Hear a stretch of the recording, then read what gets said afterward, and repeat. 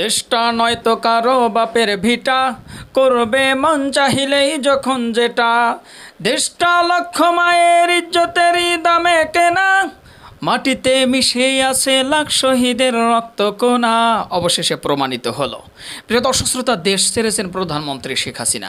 কিভাবে দেশ ছেড়ে পালিয়ে গিয়েছেন সেটার ভিডিও ফুটেজ ইতিমধ্যে আমাদের হাতে এসে পৌঁছেছে। সেটাই আজকে আপনাদের সাথে শেয়ার করতে যাচ্ছি। ইতিমধ্যেই সোশ্যাল মিডিয়ায় একটা জিনিস আমি অবাক হয়ে গিয়েছি। মানুষ কি তাহলে এতটাই নিপীড়িত হয়েছিল যে প্রধানমন্ত্রী শেখ হাসিনা বিদায় নেওয়ার পরে সকলেই আলহামদুলিল্লাহ পড়ছে? কোথায় গেল সেই দেশরত্ন শেখ হাসিনার ভালোবাসার মানুষগুলো? আমি তো সোশ্যাল মিডিয়ায় একটা জিনিস দেখছি, সকলে আলহামদুলিল্লাহ পড়ছে, কেউ তো ইন্নালিল্লাহ পড়ছে না, কেউ তো দুঃখ প্রকাশ করছে না, কেউ তো কষ্ট অনুভব করছে না। আমি শুধু ভাবছি কেন কেউ দুঃখ প্রকাশ করছে না, কেন কেউ আলহামদুলিল্লাহ পড়ছে না? তাহলে কি তার অনুরাগী দেশে কেউ নেই? কোথায় গেল তার অনুরাগী? কোথায় গেল তার ভালোবাসার মানুষগুলো? ব্যারিস্টার সুমন বলেছিল, আমার শেষ বিন্দুর রক্ত দিয়ে হলেও শেখ হাসিনাকে এই দেশে রাখবো, এই দেশ থেকে বিতাড়িত হতে দেব না। সুমন এখনো কোথায়?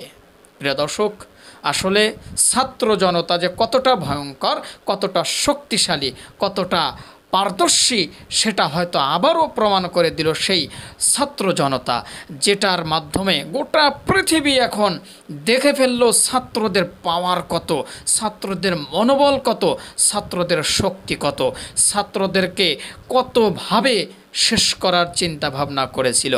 কোনোভাবেই ছাত্রদেরকে দমাতে পারেনি, কোনোভাবেই ছাত্রদেরকে পিছু হটাতে পারেনি। একদম সৈনিকের মতো ছাত্ররা, তাদের হাতে ছিল না কোনো অস্ত্র, হাতে ছিল না গোলা বারুদ, শুধু ছিল হাতে একটা সামান্য কাঠের লাঠি, আর এটা নিয়েই মাঠে ঝাঁপিয়ে পড়েছিল এবং কি তাদের বীরত্ব প্রকাশ করেছে, যার কারণে কিন্তু অবশেষে দেশটা নতুন করে স্বাধীন হলো। প্রিয় দর্শক শ্রোতা, চলুন কথা না বাড়ায়, অনেক বকবক করে ফেলছি, চলুন সেই ভিডিওটি দেখে আসি, যেই ভিডিওটি প্রধানমন্ত্রী শেখ হাসিনা বাংলাদেশ থেকে উড়াল দিয়ে কীভাবে চলে গেল। চলুন সেই ভিডিওটি দেখে আসি।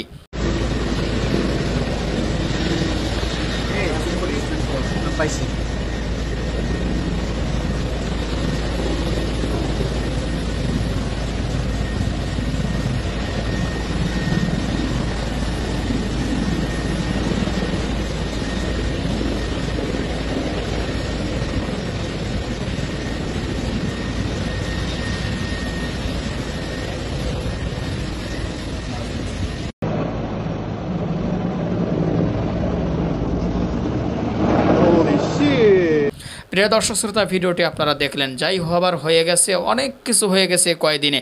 এখন আমরা সাধারণ জনগণ ভালোভাবে বাঁচতে চাই ভাই, আর কিচ্ছু চাই না। সেনা প্রধান ওয়াকারুজ্জামান সাহেব বলেছে যে আপনারা আমাদেরকে সাহায্য সহযোগিতা করুন, আমরা দেশে আবার শান্তি শৃঙ্খলা ফিরিয়ে আনতে চাই। অবশ্যই সাধারণ জনতাকে বলবো, আমরা অবশ্যই সেনা প্রধানকে সাহায্য করব, সেনাবাহিনীকে সাহায্য করব। আমাদের বাংলাদেশে অনেক ক্ষতি হয়ে গেছে ভাই, অনেক ক্ষতি হয়ে গিয়েছে। যতটা ক্ষতি হয়ে গিয়েছে আপনারা জানেন না ভাই, কতটা দুর্ভোগের মধ্যে পড়তে পারি আমরা। কারণ এই যে প্রায় 2 সপ্তাহ 3 সপ্তাহ যাবৎ আমাদের ইন্টারনেট অচল, যারা রেমিডেন্স আনে, আমাদের মতো মানুষ যারা সোশ্যাল মিডিয়ায় সংবাদ প্রচার করে, আমরা যা ইনকাম করি সেখান থেকেও তো সরকারিভাবে ট্যাক্স কাটা হয় না? তাছাড়া আমরা তো সামান্য কয়েক হাজার টাকা আনি, লক্ষ লক্ষ টাকা ফেসবুকার, ইউটিউবার, ফ্রিল্যান্সার এরা কিন্তু বিদেশ থেকে বাংলাদেশে আনতেছে।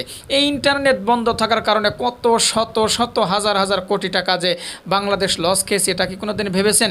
এই টাকাটা ঘাটতি পূরণ করতে হবে ভাই, আমার আপনার পকেট থেকেই পূরণ করতে হবে, তাছাড়া কোনো উপায় নাই।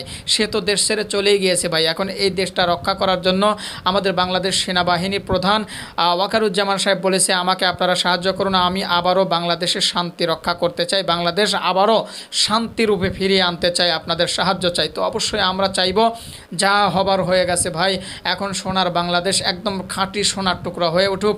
আর হ্যাঁ প্রিয় দর্শক শ্রোতা, আমার এই ভিডিওর মাধ্যমে একটা সংবাদ আপনাদেরকে জানাতে চাই, সেটা হলো আগামীতে কী হবে প্রধানমন্ত্রী আল্লাহ পাকি ভালো জানে, এটা আল্লাহ পাকি ভালো জানে। এখন পর্যন্ত কেউ জানে না কী হবে প্রধানমন্ত্রী। তবে আমি চাই, বা সাধারণ জনগণের দাবি, একজন আলেম, একজন যোগ্য, একজন জ্ঞানী, একজন দেশপ্রেমী, একজন কোরআন প্রেমী, একজন আল্লাহ ভীরু, একজন রাসূল ভক্ত, এরকম একজন ব্যক্তিকে দেশের প্রধানমন্ত্রীর দায়িত্ব দেওয়া হোক। তাহলে আশা করি দুর্নীতিবাজ, খুন গুম যত রকমের আপনার অরাজকতা কাজ আছে এতদিন যে আমরা দেখে এসেছি, এগুলো হয়তো আমার সোনার বাংলাদেশে আর ঘটবে না। কিন্তু আবারও যদি সেই ঘুরে ফিরে এমন একজন বসানো যায়, আবার সে আগের গতিতেই চলবে। তা আমি চাই কোরআনকে যারা ভালোবাসে, আল্লাহকে যারা ভয় পায়, পরকালকে যারা ভয় পায়, যারা কোরআন হাদিস মোতাবেক নিজে চলে, অন্যকে চলার উপদেশ দেয়, এবং যারা কোরআনের অক্ষর অক্ষর মেনে চলে, আমি বিশ্বাস করি এদের হাতেই বর্তমানের ক্ষমতাটা দেওয়া দরকার। তাহলে হয়তো রাস্তার ভিতরে আর কোনো মা বোন ধর্ষিত হবে না, আর কোনো রাস্তায় চলতে কোনো মানুষ ভয় পাবে না, রাস্তায় টাকা পয়সা নিয়ে বের হবে কোনো রকমের সমস্যা হবে না।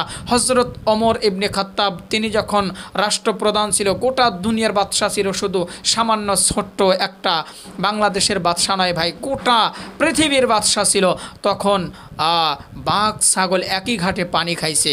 তার মানে কি, ছাগল বাঘ ইচ্ছা করলে ছাগলকে গিলে ফেলতে পারতো, কিন্তু খায়নি কেন?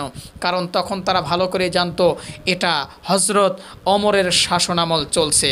কারণ ওই হজরত ওমরের শাসনামলে একটা মানুষ মিথ্যা কথা বলার সাহস পায় নাই, একটা মানুষ অরাজকতা করার সাহস পায় নাই, খুন করার সাহস পায় নাই, ঘুম করার সাহস পায় নাই, একটা মানুষ অবৈধভাবে কোনো কিছু করার সাহস পায় নাই, একটা মেয়ে ধর্ষিত হয় নাই। কারণ ওই সময় হজরত ওমর দেশ পরিচালনা করেছে কোরআন দিয়ে। ওই সময় হজরত ওমর ছিল আল্লাহ ভীরু, হজরত ওমর ছিল পরকাল বিশ্বাসী, হজরত ওমর ছিল একজন খাঁটি মানুষ। তাই আমরা সাধারণ জনতা হিসাবে, সাধারণ জনগণের পক্ষ থেকে বলতে চাই, সেনা প্রধানকে উদ্দেশ্য করে, হয়তো আপনারা ক্ষমতা হাতে রাখুন, না হলে এমন কাউকে ক্ষমতা হাতে দিন। বা সাধারণ জনগণ কাকে চাচ্ছে? অবশ্যই এমন একজন মানুষকেই চাইবে তারা, আমি বিশ্বাস করি। কারণ বাংলাদেশে ভাই আলেম ওলামাদের অভাব নাই। এদিকে যদি আপনারা ডক্টর মিজানুর রহমান আজহারের দিকে তাকান, এদিকে আল্লামা মামুনুল হক সাহেবের দিকে তাকান, ওদিকে শায়েখে চরমনাইয়ের দিকে তাকান, মানে এই যে বিজ্ঞ আলেম ওলামা কিন্তু আমাদের বাংলাদেশে রয়েছে। এছাড়াও কিন্তু আরও অনেক বড় বড় আলেম ওলামা বাংলাদেশে রয়েছে। আমার বিশ্বাস তাদের হাতে যদি দেশের ক্ষমতাটা যায়, বা দেশ যদি তাদের হাতে পরিচালনা হয়, আমার বিশ্বাস এই দেশে উল্টাপাল্টা চলবে না ভাই, ইনশাআল্লাহ। কোরআনের আইন যেটা সেটাই চলবে। তাহলে সাধারণ মানুষ ঘরের মধ্যে চোখ বুজে ঘুম পাড়তে পারবে, নাকে তেল দিয়ে ঘুম পাড়তে পারবে, কোনো চিন্তা, কোনো রকমের টেনশন থাকবে না। আর যদি আবারও সেই স্বৈর শাসনে পরিচিত হয়, এমন কারো হাতে ক্ষমতা যায় যে তার হাতে ক্ষমতা গেলে আবার আগের আমলে চলে আসবে ভাই। কারণ এরকম দেখেই আসছি আমরা জন্মের পর থেকে ভাই, কই শান্তি তো পেলাম না। ধীরে ধীরে একটা জিনিসের দাম বাড়ায় কিন্তু সেটা আর কমে না। কেন? এই সিন্ডিকেট কোত্থেকে হয়? যখন একজন আলেম ওলামার কাছে যখন ক্ষমতা আসবে, একজন কোরআন প্রেমিকের কাছে ক্ষমতা আসবে, একজন পরকাল বিশ্বাসী আল্লাহ ভীরু লোকের কাছে যখন ক্ষমতা আসবে, তখন সে গোটা রাষ্ট্রকে কিভাবে কোরআনের ব্যাখ্যা অনুযায়ী রাসূল যেভাবে রাষ্ট্র চালিয়েছে, হজরত ওমর যেভাবে রাষ্ট্র চালিয়েছে, হজরত আবু বকর, ওসমান গনি তারা যেভাবে রাষ্ট্র চালিয়েছে, সেভাবেই রাষ্ট্র চালানোর চিন্তা ভাবনা করবে একজন আলেম। তাছাড়া কিন্তু ভাই অন্য কেউ ঠিকঠাকভাবে রাষ্ট্র চালানোর চিন্তা করতে পারে না, বা করতে পারবেও না। কারণ কোরআন না জানলে, কোরআন না বুঝলে, কোরআনের জ্ঞান অন্তরে না থাকলে কিভাবে ভাই কোরআন দিয়ে রাষ্ট্র চালাবে বলেন? অবশ্যই আমরা চাই এমন একজন মানুষকে আপনারা সাধারণ জনগণ সিলেক্ট করুন। আমার কথায় যদি আপনারা রাগ করে থাকেন ভাই, সেটাও জানাবেন। যদি আমার কথায় আপনারা একমত হয়ে থাকেন, সেটাও জানাবেন।